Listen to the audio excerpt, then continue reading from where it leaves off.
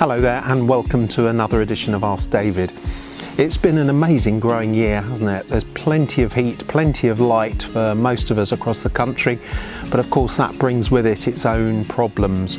And there are lots and lots of you that are writing in with your plant growing problems, so let's get on and answer some of those questions. So first on the list this week is Sandra. She's writing in from Glasgow and she says that she's planted 3 climbing hydrangeas, Hydrangea petiolaris, in various different parts of the garden. One in a sunny place is doing really well and growing strongly.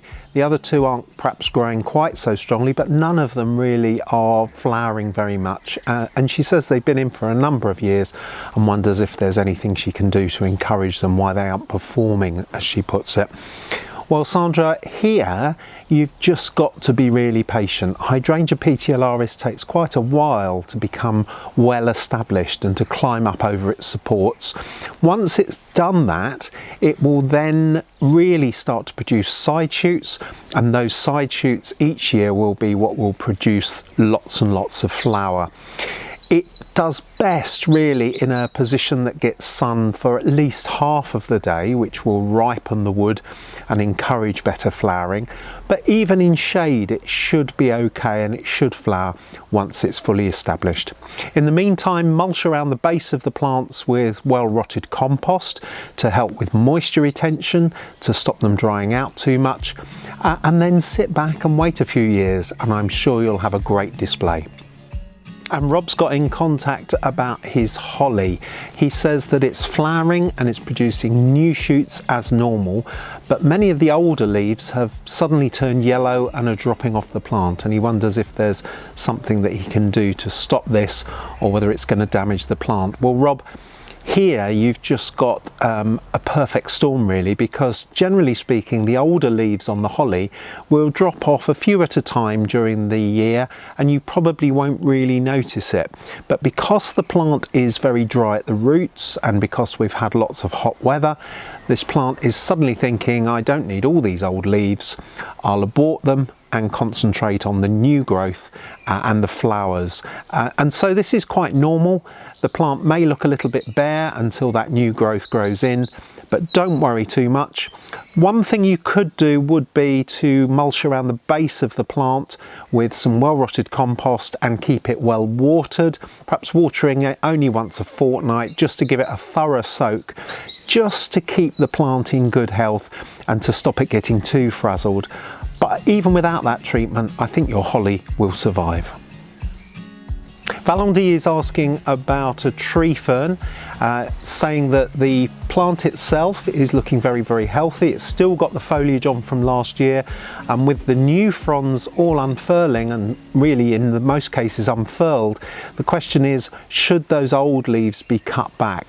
Well, to be honest, with my tree ferns, all the while the old foliage is looking green, I leave it in place because the more leaf surface the plant has, the more sugar it's making and the more that can power good strong growth. But as soon as those fronds start to turn bronzish or brown, particularly in this heat, I think it's a good idea to cut those fronds right the way back to reduce the amount of water that's lost from the plant, and also remember to water into the center of the tree fern and around the base of the plant to make sure that it doesn't dry out, because then it will really suffer.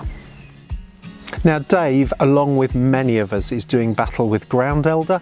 I too know your pain, Dave. I've got a big patch of it at the end of the garden, and he wants to know if there's a good way of dealing with it in a plant-filled garden. Well, really, the only real answer is to keep hand weeding it, Dave. So I fork through at the beginning of the growing season before the plants are really starting into growth to try and get as much of that root out. Just hides below the surface and runs through the surface of the soil. So I do one good weed early in the season, probably in around March time, and then every month thereafter, as soon as the plants, the ground elder has started into growth, I then keep tackling it, forking it out all the time. As soon as I see a piece, I fork it out. You can also deal with it with a hoe by hoeing the leaves off and the shoots off just below the surface. surface, but sometimes that can chop up the roots and spread them around. So my temptation is to use a hand fork and just keep digging them out, keep digging those white roots out, and really perseverance is the only way. Probably take you 5 or 6 times a year to dig those out. Repeat it every year for about 4 or 5 years and you might win the battle. And lastly this week, Stella asks about her rhododendron. She said it's got some damage on the leaves that looks a little bit like vine weevil, but she can't find any evidence of the grubs on the roots under the soil.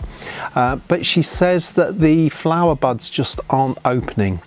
So Stella, in this case, there's a couple of things that it could be. One is that being a very, very dry season, the plant just might not have enough moisture.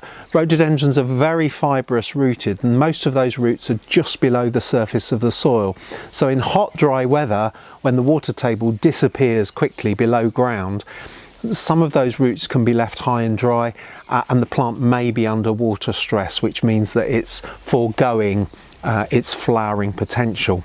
If the buds have gone brown or black though earlier in the year, perhaps even over winter, that could be a condition called rhododendron bud blast, and this is a fungal infection that the fungal spores germinate on the surface of the flower buds. The fungal hyphae grow into the flower bud and they take all the energy from the flower bud and kill it, and this is encouraged by having very, very dense foliage, which is often associated with big established rhododendrons. So if the rhododendrons the flower buds have gone brown and then black and just haven't shown any sign of even starting into growth early in the year, then it's likely to be rhododendron bud blast. You can overcome that by thinning out the structure of the plant, opening it up, taking some of the older branches out, opening up that sort of umbrella of foliage so that you get some air circulation, and that should reduce the problem with the fungal spores. So water the plant well at the base, perhaps mulch around the base of the plant to help retain moisture, but also do that little bit of judicious pruning to open up air circulation. And you know what? I don't think in this case that the vine weevil are to blame. Well, there's another batch of questions answered. I hope you have a productive time in the garden over the coming week, and I look forward to joining you for the next edition of Ask David.